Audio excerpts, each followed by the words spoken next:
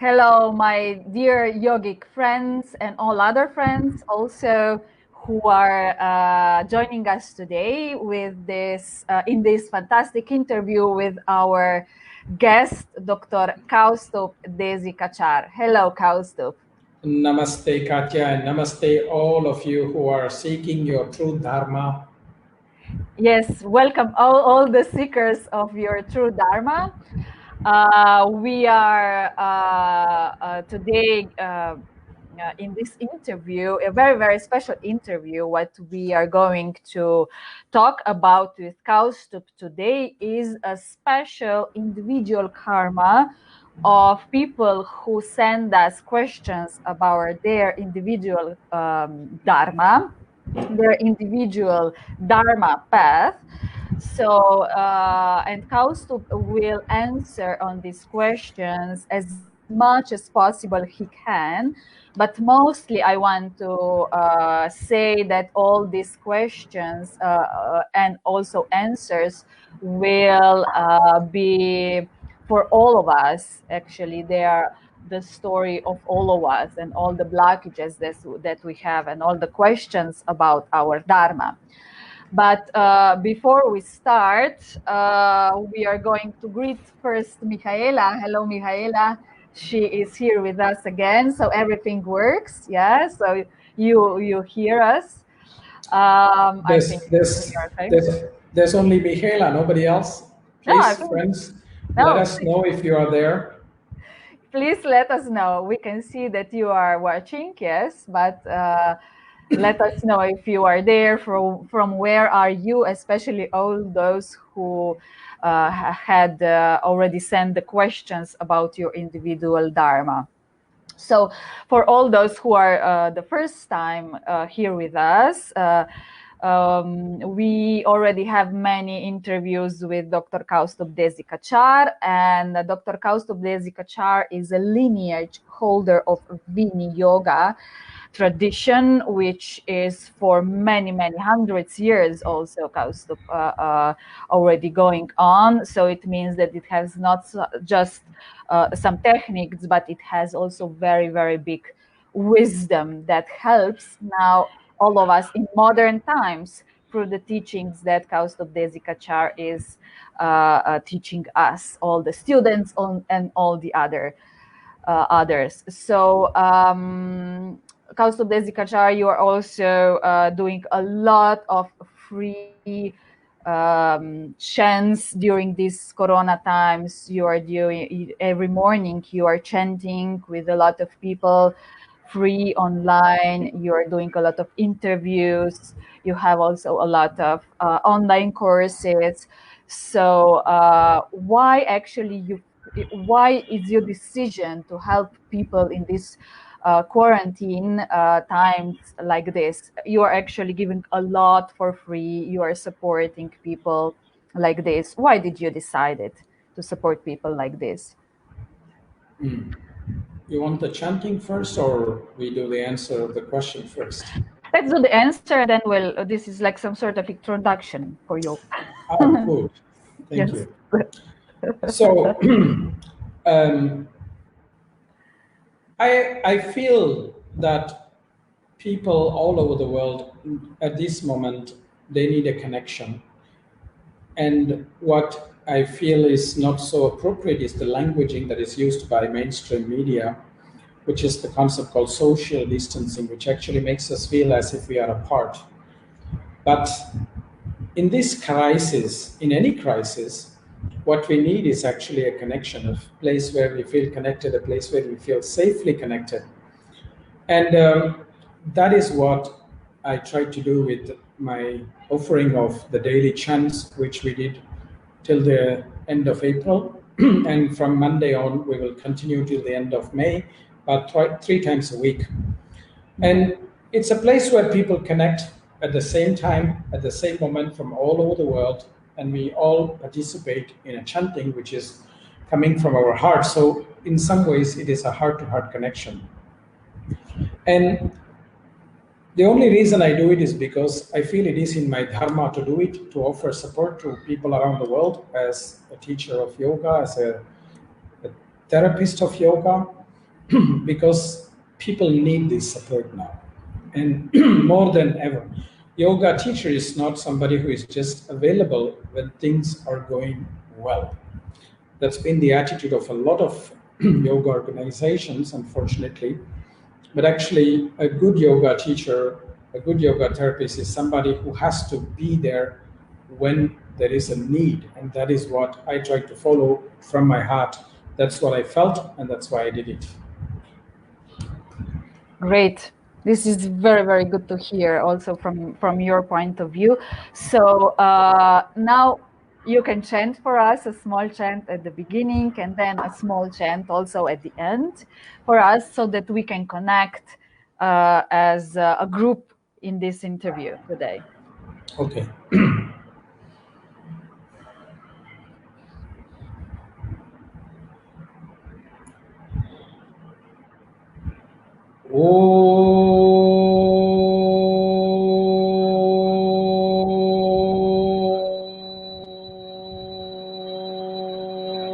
Om Sahana Vavatu Sahano Bhunaktu Sahaviryankaravavahai Tejasvinavadhitamastu Ma Vidvishavahai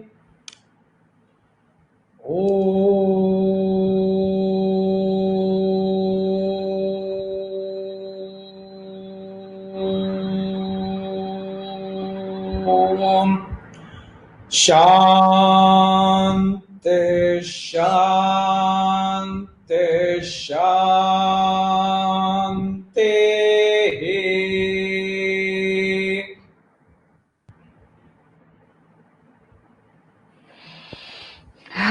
Great. Namaste. Thank you very much. Namaste. I receive a lot of questions. We are going to try today with Kausthub to answer all of them. If someone will not get their answer, please don't be offended. We are doing our best, and we cannot do like 2 or 3 hours of interview. First, I would like to say again that the questions are, some of them will be anonymous, but they are actually referring to all the stories, our own stories. So all of you who didn't send the questions, you will see, you can find also your story in them, your blockages in your Dharma or some sort of obstacles, so you cannot find Dharma. And Kausthub will give us straight and honest answer, as he always does. So please listen very carefully. So we'll start first with Mihaela.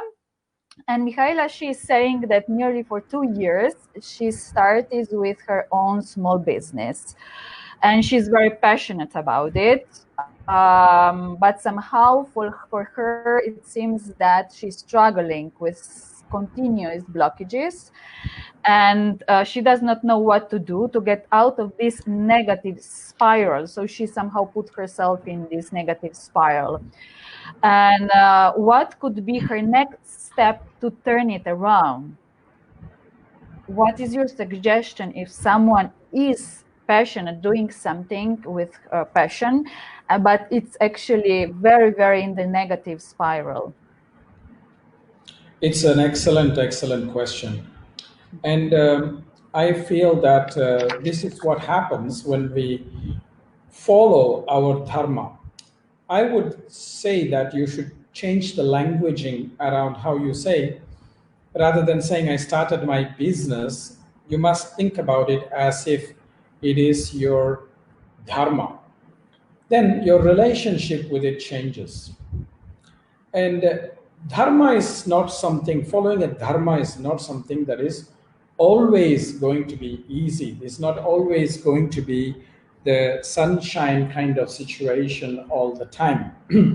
Dharma is going to test us again and again sometimes before it allows us to flow fluidly. The storm will always come, either from inside or the outside. And just because the storm comes, we must not become negative about it.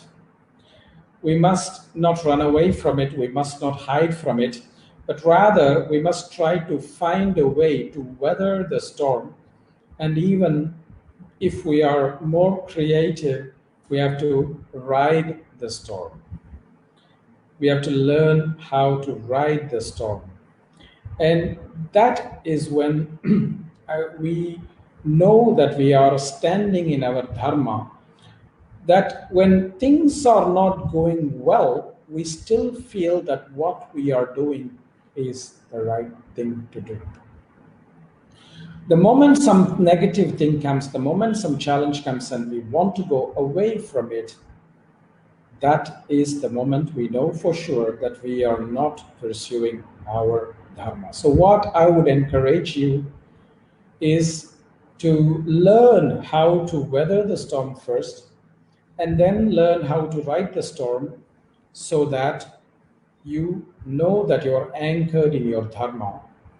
And for that, you have to change your mindset and look at what you are doing as not just a job or a profession or a business, but more as that is what is your passion. It's not always going to be easy in our any aspect of our life, particularly even in our dharma. When you look at crops and how they have to express their dharma, it's not guaranteed that the weather every year will be the same and it will be congenial for the crops to keep producing the same way. Some years there may be a drought, some years there may be a flood, some months of the year there may be the storm. The crops have to learn to weather it. And they do because they are anchored in their dharma.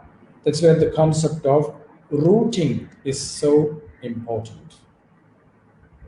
So actually, what I hear you is that there's, if we are on our dharma, there's not like magical fairy tale. Now everything is smooth, like in fairy tales, yeah. And then the princess get married with the prince. There are still Actually, storms. actually the opposite.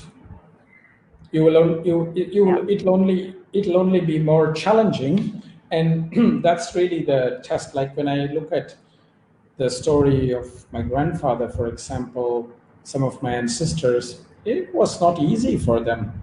We all talk about it now as if it's a glorious time or whatever. It's glorious because their teaching is shining now. It was not at all an easy life for my grandfather at any point in his life. It is not at all easy for me to fulfill my dharma. And I know that it is not easy for many of my students and friends around the world. People who want to be musicians, who want to be artists, especially in a time like this, are taught by family members, don't do that, that's not going to give you money, do that, that will give you more money, be an engineer, be a doctor, be an architect, it's safe. Despite all those kind of external obstacles as well as internal obstacles like self-doubt, self-belief and all that, we still have to sustain dharma. Dharma is not something which is easy. It's not something which is easy. It is what is natural. And even when I take the metaphor of a seed manifesting into the plant, it first has to break the shell, which is painful. Only then the plant can manifest into its potential. And even when it's manifesting into its potential, its life is not easy because maybe a goat comes and eats it, or maybe there is a rain, maybe there's a storm, maybe a car drives over it. There's so many possibilities, but it doesn't mean that we have to remain in the shell. That's even more painful. That is something that we must not do. And what I find it actually that if we are connected with others who are also following their dharma or seeking the truth, their truth and truth dharma, that it's much easier when we are together in some sort of, let's say, community or friendship and so on. Yeah. So that we understand on the same level. This is why I also, and this is my synchronicity. Thank you very much, Kausthub. A few months ago, I opened a Facebook page. It's international, it's in English, and it's called Riders of the Gifted Storm, which is actually for all the people there, the true seekers of their Dharma, but also they are discovering their gifts, which is in the end the same. So warmly welcome all of you. We have that kind of community that we are riding on the storm together. It's much more, how would I say, soothing or much more easier to ride when we are together, I think. I think there's also a very famous song called Riders of the Storm, right? It's by Yes, it Doors. is. Yes, it is. Yes, yes. I didn't Okay. use it. I didn't use it for that purpose. I know it was synchronicity. So this is what I know. I don't think that you know that I have also this Facebook page. So warmly welcome to join us. It's open for everyone. So we have another question. I would join, but I don't think I'm so gifted to join.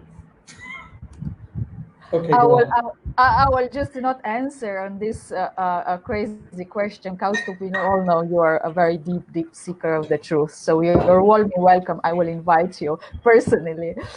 So let's go on the second question. Yeah, hi. Before you go on, my Yeah. dear daughter is here. She'll say Oh hi my to all of you. gosh. Sharada, hello. Hi. How are you? Are you here for a dinner with your father? She is. She is. Yes, great. Oh, she's so beautiful, Kausthub. She is. She is. Very nice to see her. So the second question is that the lady is from Belgium and she is still looking for her Dharma. And she thinks it's a very long quest because she's nearly 48. But she's actually questioning you about some synchronicities, about the book that came 4 times into her life. It was a book about medium, someone who is a channel.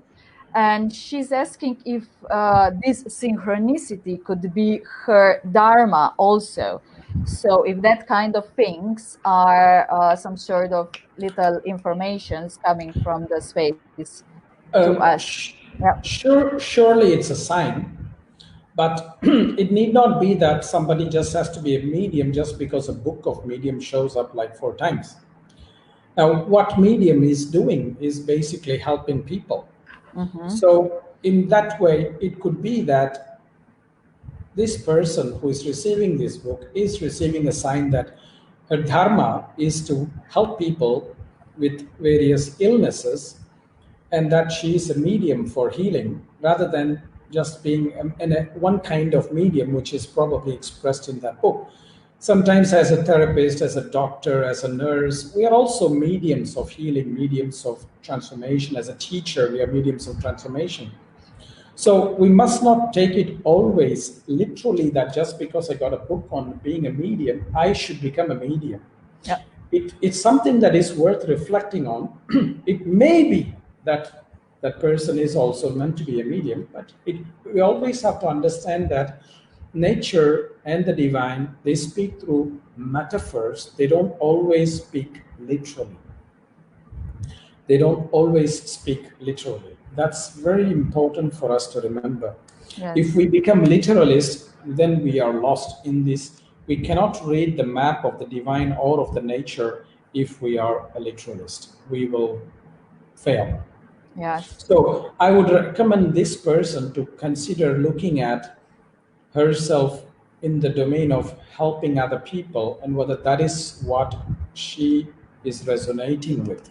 Mm-hmm. On a sustained basis, and because the world is not, the synchronicity is not only going to give one sign, it's a sign to open one door, and then you enter that door, then there will be another set of synchronicity which will ask that person to open another door, then a third. Once she enters that door, a third set of synchronicities will happen, And that is what we have to follow. It's not that just one thing that comes is the answer for all. Yes, very good. Well, I know a lot of people, and also some of my clients are very, very intuitive. And this lady also is speaking about her big intuition that he has. And because, intuition was so the gift that was actually we nowhere taught us about it. We didn't learn in school. It was actually rejected. And a lot of people that are mediums, or they are channeling, whatever they are channeling, like helping people with being a medium, they find very, very difficult to step on this dharma path. So you can imagine that someone is channeling.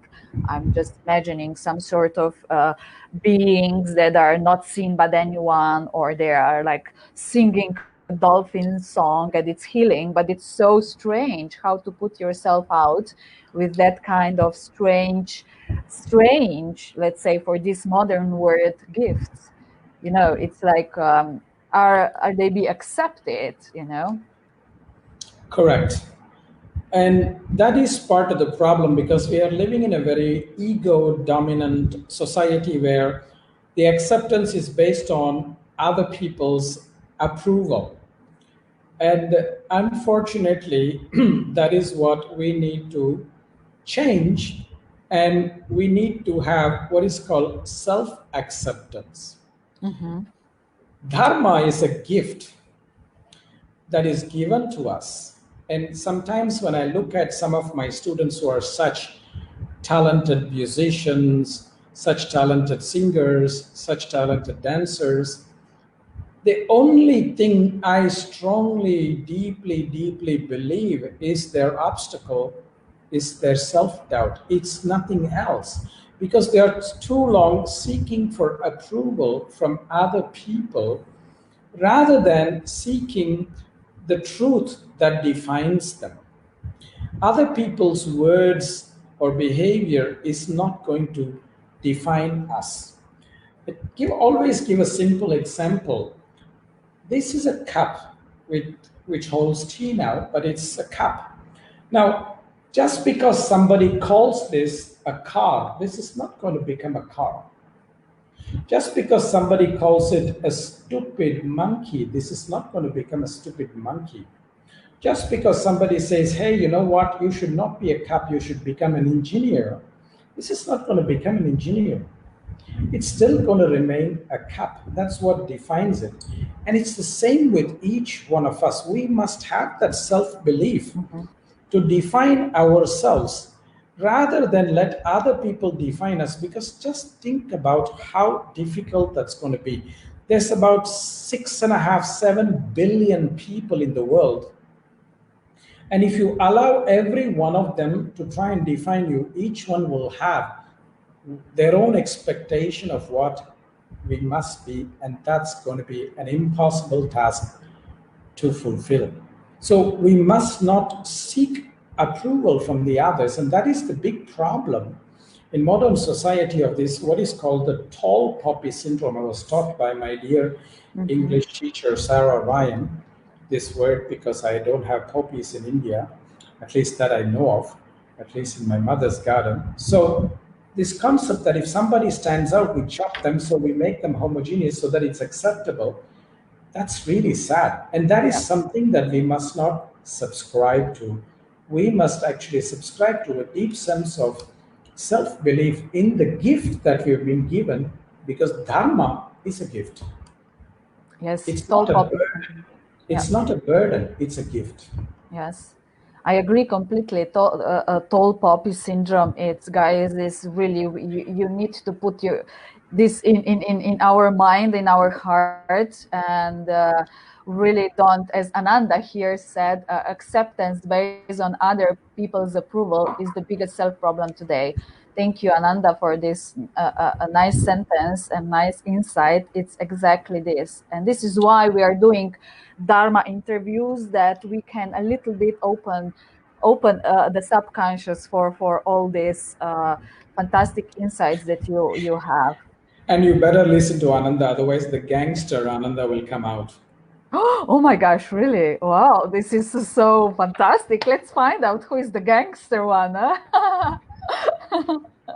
Just yeah, Yeah, go to YouTube and Google gangster Ananda. You will find a set of videos. yes. Valerie, Hilarious. Valerie is also with us, and all the others. Hi, Valerie. Yes, I know you can find yourself also in these answers. So, for all the rest that you are asking the questions, we will return back on these questions because we are going to have first do the questions that were sent on email. Yeah.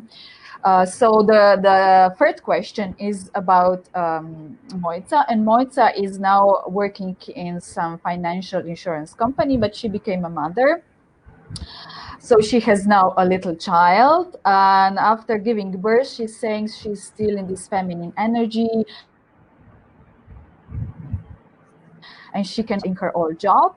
But later on, she's referring a lot on how she has very, very difficult now relationship with her mother. So the mother and the mother's negative approach stressed her a lot. The mother is continually doing a lot of things against her. So she's criticizing her, accuses her. She does not respect the boundaries of her. The mother is insulting, twisting the words, manipulating, acting as a child. And it turned out that in the end, the lady that is asking that she stopped temporarily, of course, the relationship with the mother and the father because they were not helping her with the child as should they help. And now she's more calm and focused. But in professional, in her profession, she's asking that she wants to make some sort of change, she's drawing to direction to serve people as much as possible, but somehow where it's going, she's asking where the moment will come when she can do this, because now she has just vision and some plans, but with little child and with job, probably it's a little bit more difficult for her to do this. Yeah. Yeah, I understand. And I also want to thank Motsa for this fascinating description because I'm so relieved to hear that this kind of problem between children and parents is not just Indian problem; it's a universal problem. However, in this context, I am not so sure if this is a question of dharma or if it's a question of priority. So, right now, her role in her life is that of a mother to a very new young child. And that is the most important priority now. It's like one season of her life.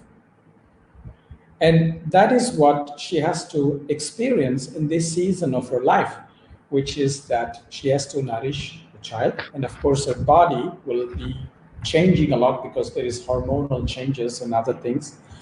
And she has to basically honor that, basically honor that. And once a couple of years go by when the child is about 2 or 3 years old, or maybe a little bit more older, maybe the time will come when she can step back and fulfill this role. Unless, of course, she has other support, which is there for her to, who will take care of the child, in which case she could probably step into that role a bit earlier. But from the description, it looks like she doesn't have that support from her family members or things like that. And that is why I say that just give it some time, because right now it's a season of life. See, another thing is with the dharma is not that you have to achieve a lot with your dharma. Sometimes it's enough if you just achieve one project, it's enough. It's not necessary that you have to do many, many, many projects. And that is sometimes our confusion. That is sometimes our confusion. When I think about somebody who is as great as Patanjali, he basically only wrote 3 books. He didn't write 300 books. He only wrote 3 books in a lifetime of over 100 years. So it's not as if he has to achieve a lot in a hurry. The time will come. And sometimes it's people forget that pursuing a dharma is not like pursuing a career, which is a race. Pursuing a dharma is not a race. It's a very casual walk sometimes. So you have to walk, you have to go slowly, and suddenly maybe the things will change and moves a bit more faster, or at least appears to move faster. So there's no predetermined time that by this time I have to be in this dharma, and then otherwise I'm a failure. That's again something which is very, very wrong. It's if you approach a dharma in that way, that we have to be at the finish line of dharma. There's no finish line. There's only a start line. There's no finish line. Mm-hmm. So, and I think that is why we need to give it some time. Yes, I think also because it sounds so not heavy, but so important. Life purpose, life Correct. purpose. This is why I live on this earth. Yeah, this I need to do it. I need to do it now. Maybe I'm going to be late. Maybe I will, I don't know, not be so much when I will be older in my prime time. I need to do this now. Who knows what will happen? So it's like it's very demanding, responsible word life purpose. It is, yeah. Yeah, and that's why we must not be pressurized by that. We must let it Yeah. come, let it evolve naturally. I've had this conversation with many mothers who are my students, and they've been students of mine before. They had children, and after they've had children, and sometimes I've heard them make very glorious statement that, oh, you know what, the child will make no difference to my life. I will pursue my life as it was before. And very often I've reminded them that no, it's not going to be the same. That's one of the doors. Synchronicity of the world is saying, hey, you're going to be a mother. You have to go into that door, and that door will open certain possibilities, but not what was behind. And many of them have laughed at me, saying, no, it's not going to change, only to realize later that of course it's going to change.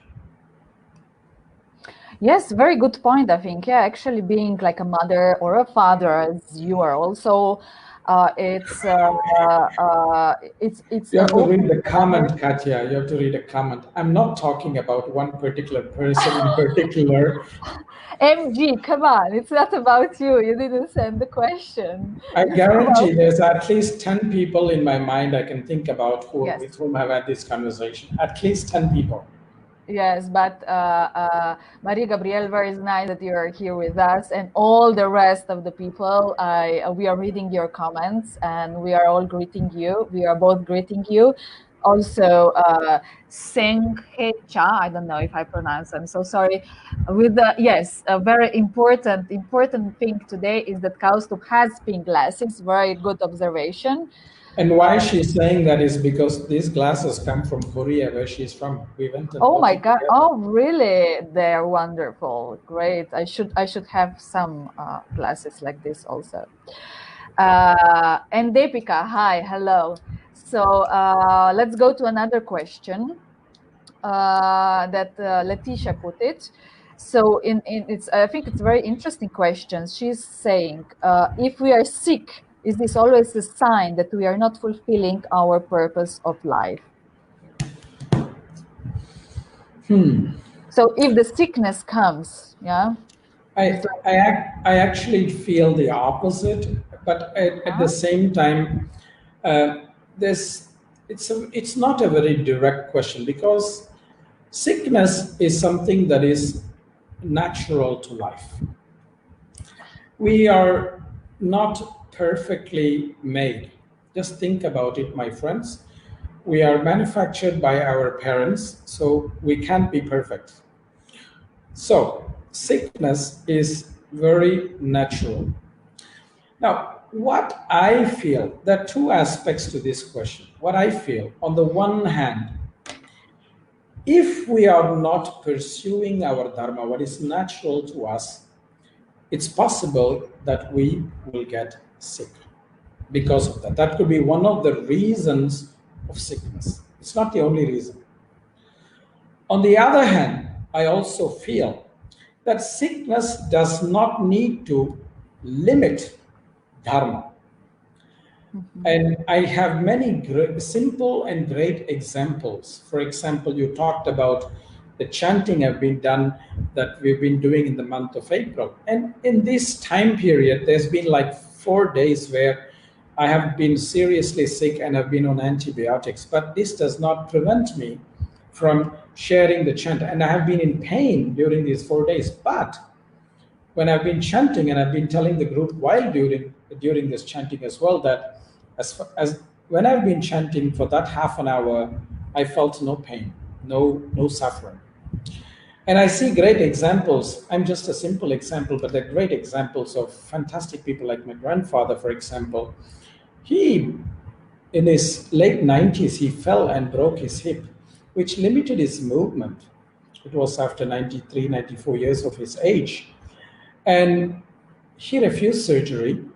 And so his movement was limited, but it doesn't mean that his dharma stopped. His thought till he was dying, the day before he died.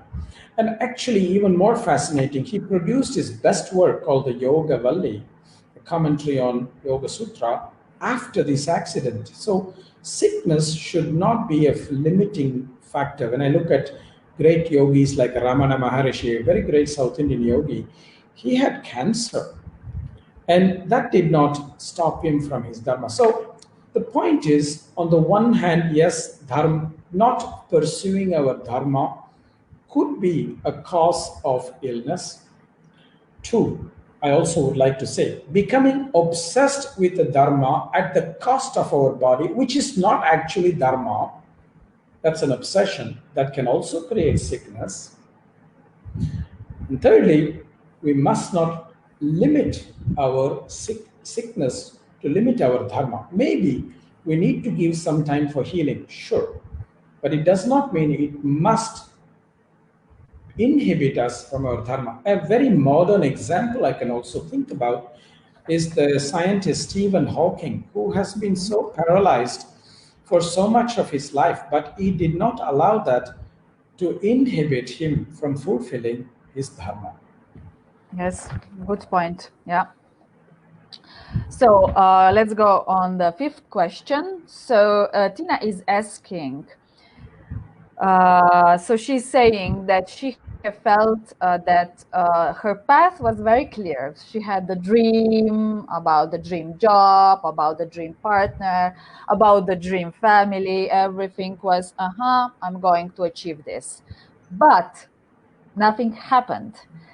So she was in a job that was not fulfilling her, and actually she was trying to do her best, and but in the end turned out that no one is listening her, and nothing is moving forward, and she was completely blocked. She tried in vain, and she did try to change jobs, but without any success.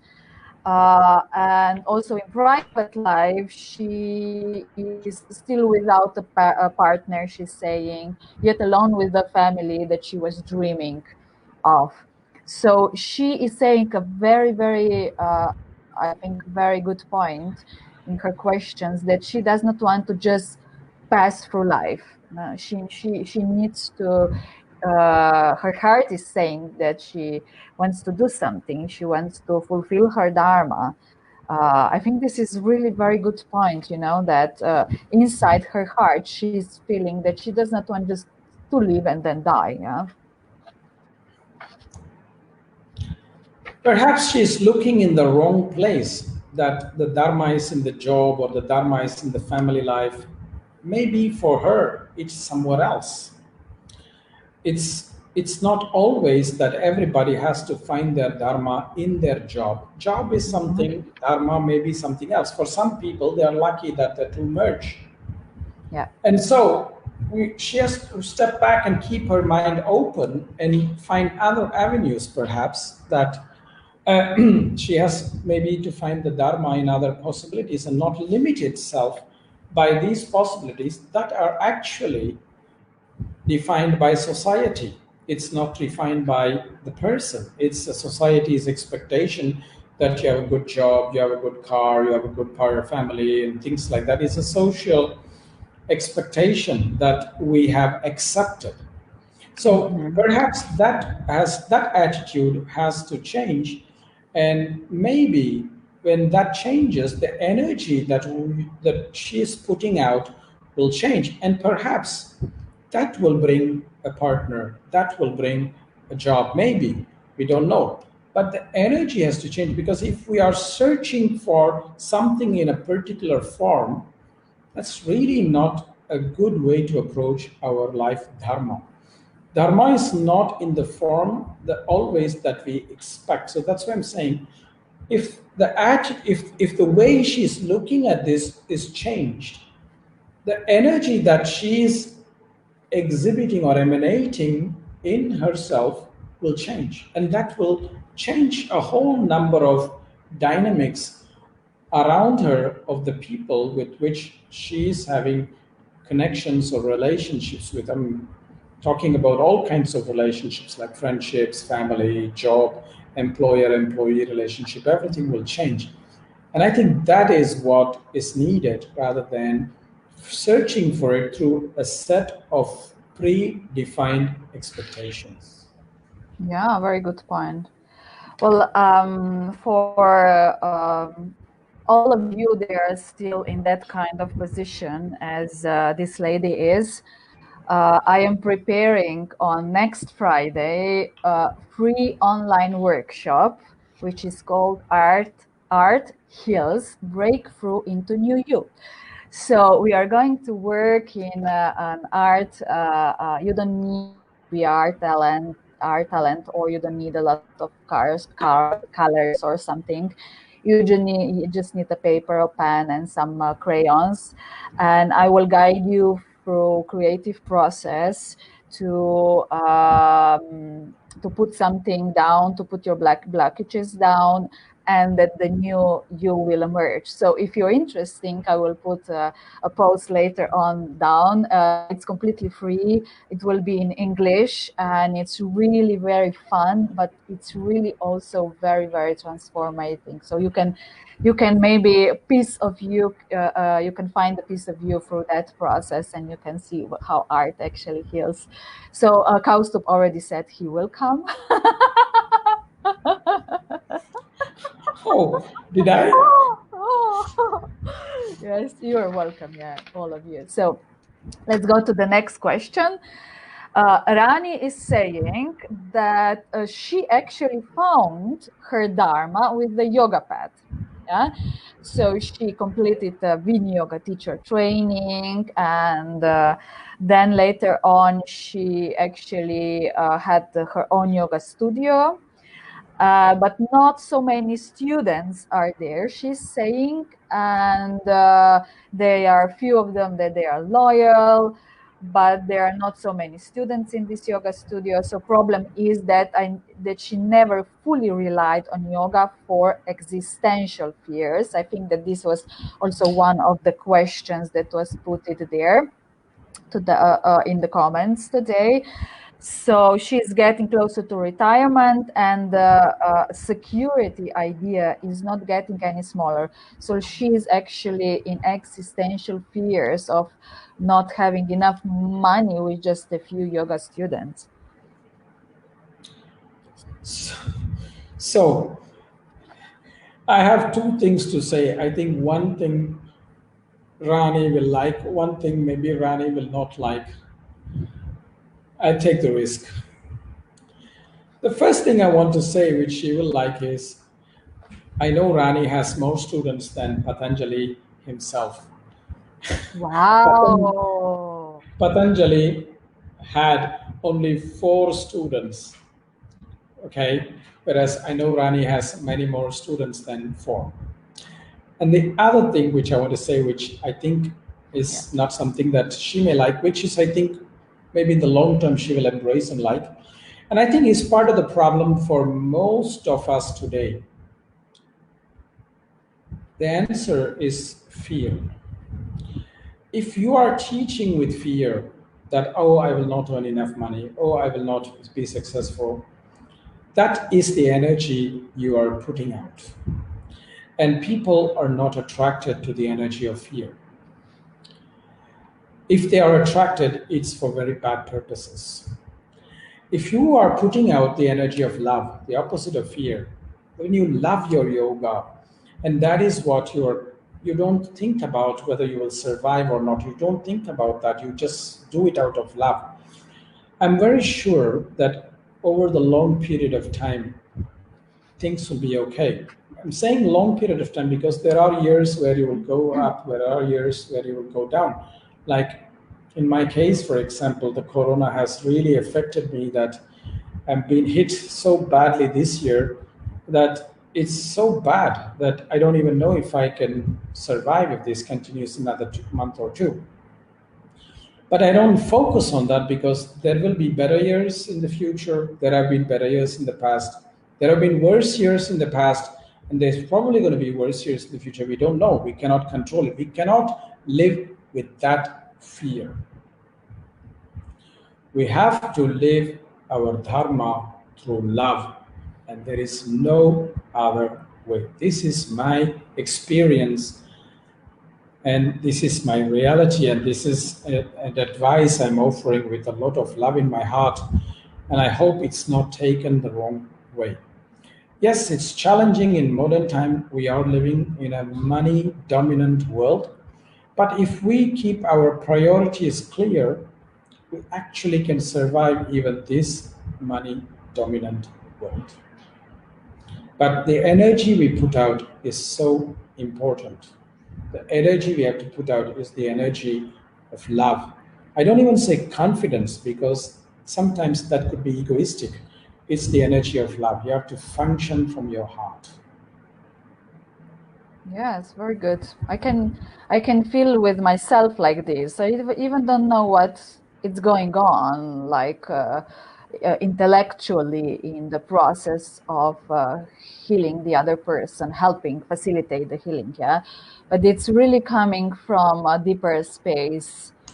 And what I do is actually just open my heart that it's somehow channeled through. I really don't know what will happen. So I really trust completely, and I'm doing like 100% from love. I can feel it inside me. So, but for sure, there is a way. There is a way to go to that point, I think, and also for me, I know I still have a lot of things to do, but once when you do shraddha, yeah, once when you really have faith and into divine, I think it can be a heart opening, not just maybe, I don't know, wallet opening. Exactly. I mean, I have also been personally through very difficult times. Some years ago in 2012, 13, I went through a very challenging time where different crises came at the same moment. And there was one point of time where all I had was 187 rupees in my bank account. I remember very clearly the amount. That's about 2.5 euros. That's Uh, basically what I had. And from there I rebuilt myself, and there were not, and even that time I never thought about running away from my dharma, because at that time there were many people who were not even interested in studying me with me or even being in contact with me. People acted as if I was an alien or that they never knew me or things like that. wow. But that doesn't bother. That did not bother me at that time. And I remember one of the profound messages I got from one of my students, and she said to me, "Well, there are many people trying to destroy you. Please don't do that because I need you." And that was one word, one sentence that was enough for me. And so I think we must not always look at the economics of life as our measurement of our dharma. It's Mhm. it's not something that we came with. It's not something that we will go with. It's not something that we came with. We did not come with money in our pocket, even though we may have been born to rich parents, or some people may be born to that. When we are born, when we are conceived and we are born, we come with our dharma, not with some money. So this is something we have to understand. So, and I really want to share this personal experience because many people think that it's their own only experience that they are going through this. It's not. It's not. I've been through the darkest of your times, and I know many others who have gone through this, but that should not stop you from your dharma. My grandfather was the same when India became a republic. The Maharaja's palace was no more able to support him. At the age of 60, he became jobless and he had to search for a new job because he still had young children to feed and support. And life was so difficult. And when they came to Chennai, my grandfather and grandmother lived in a single room apartment, and sometimes they had to have a sari as the divider from one room to the other. When my grandfather would teach, they would draw the sari so that my grandfather would teach on the other side and my grandmother would sit on this side. And when the class was over, the sari was moved away so that the room was a living room. People have faced this, but that's why and that should not dissuade us from our dharma. Then nothing can dissuade us from our dharma. That's why we talk about such people, even many years after they're gone. People who are there when things are convenient, you never talk about them later. Mhm. We have to embrace our hero quest and be responsible for it, I think. And sometimes this is very hard because we need to grow up in a way, huh? Absolutely. Absolutely. Yes, okay, let's go to the next question. Kati from Belgium, she's saying that recently she worked as a volunteer in a special school in Kenya. And then she returned back to Belgium. Then she works in a restaurant and rent rooms. But she is really, her wish is to go back to Kenya, Kilifi, every winter and teach yoga there. But now somehow turns out that with all this coronavirus, she could not do it. And she's actually asking what to do with it, or so what could is it her dharma to teach yoga in Kilifi, Kenya, or yeah? I cannot answer this question because that answer must come from her heart. I cannot answer this question. But if it's really something that is deep in her heart, this coronavirus must not be an obstacle for her to fulfill this dharma. Maybe she just has to wait for this season, corona season, to end so that doors will open and she can pursue her dharma. That's why I keep telling you, also in the earlier answer to Moitza's question, we must look at these kind of obstacles in our life and things like that as bad seasons or out of season. I don't even want to call it bad season. It's like an out of season. You can't expect mangoes out of season. You just have to look at the tree.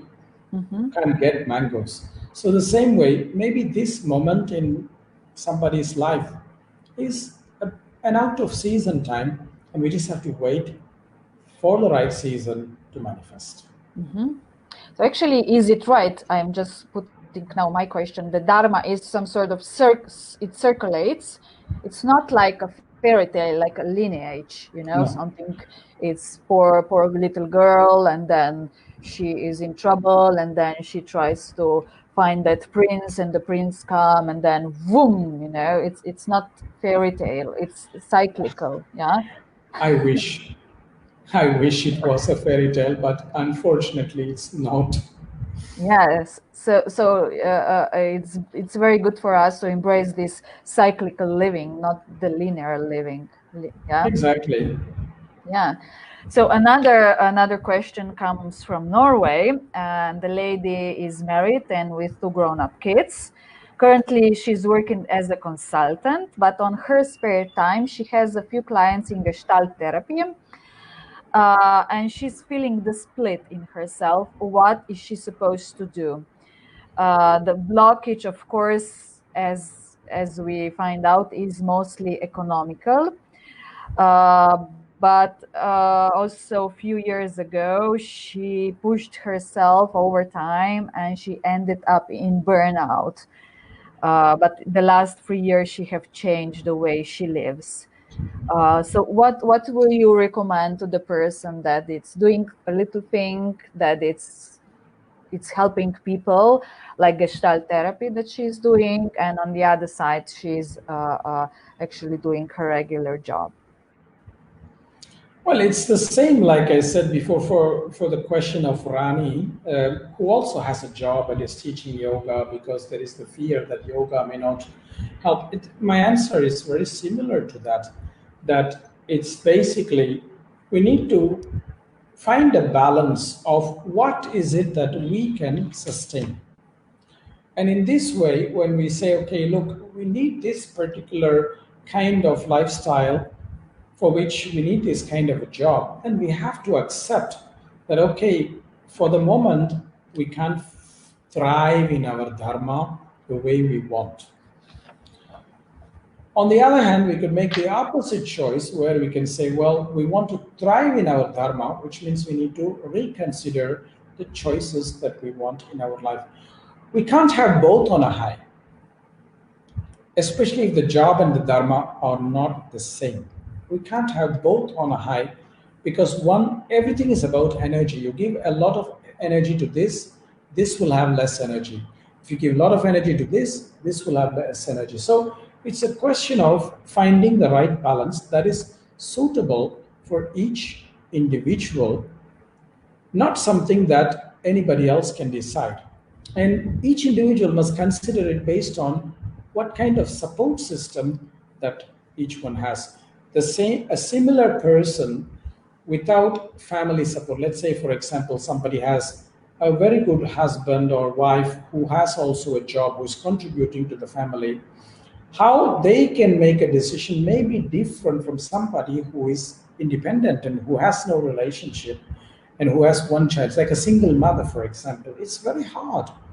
It's not the same kind of decision that these two people, even if their situation is similar, can make. That's why dharma is swadharma, individual dharma. It's not something that is common to people. And so that's what I would like to suggest is to try and find that balance of where we need to Yeah.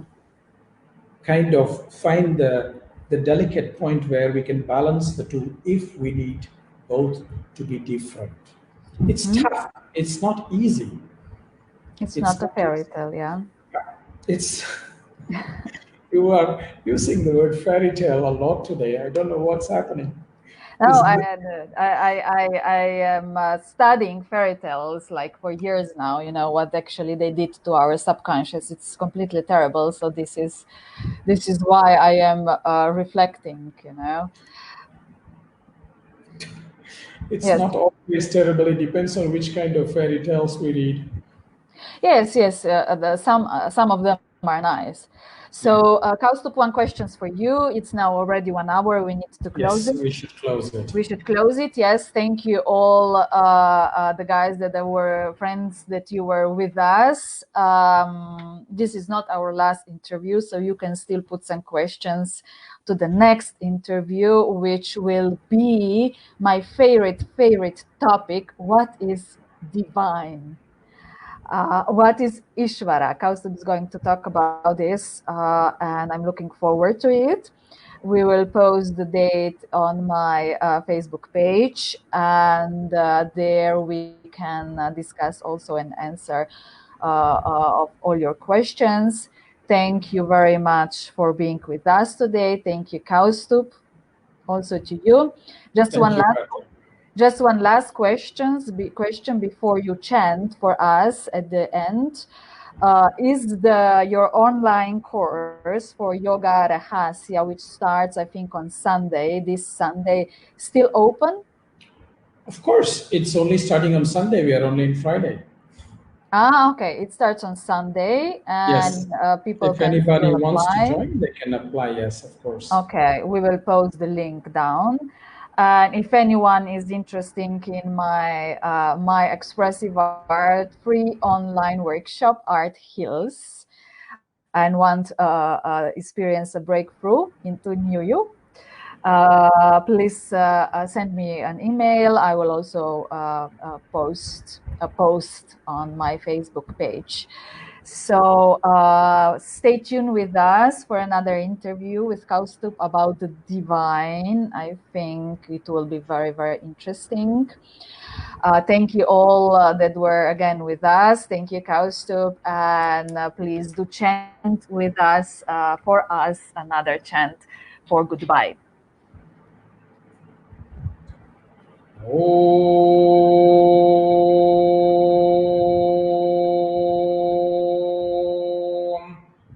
Tachayyoravrimahi Gatai Yajnayam Gatai Yajnapataye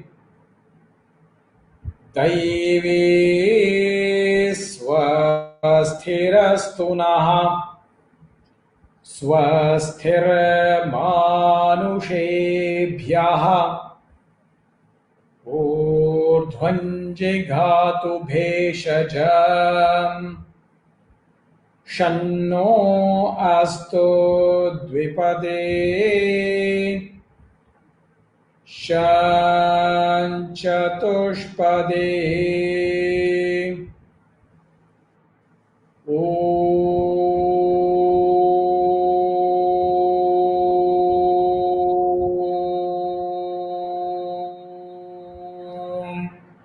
Shanti Shanti Shanti.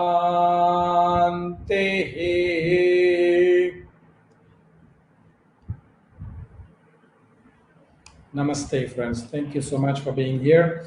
And I want to apologize if we have not been able to answer all the questions, but of course, you can continue to text us and we will try to do our best. Exactly. Thank you. Thank you, Kausthub. Thank you all. Bye-bye.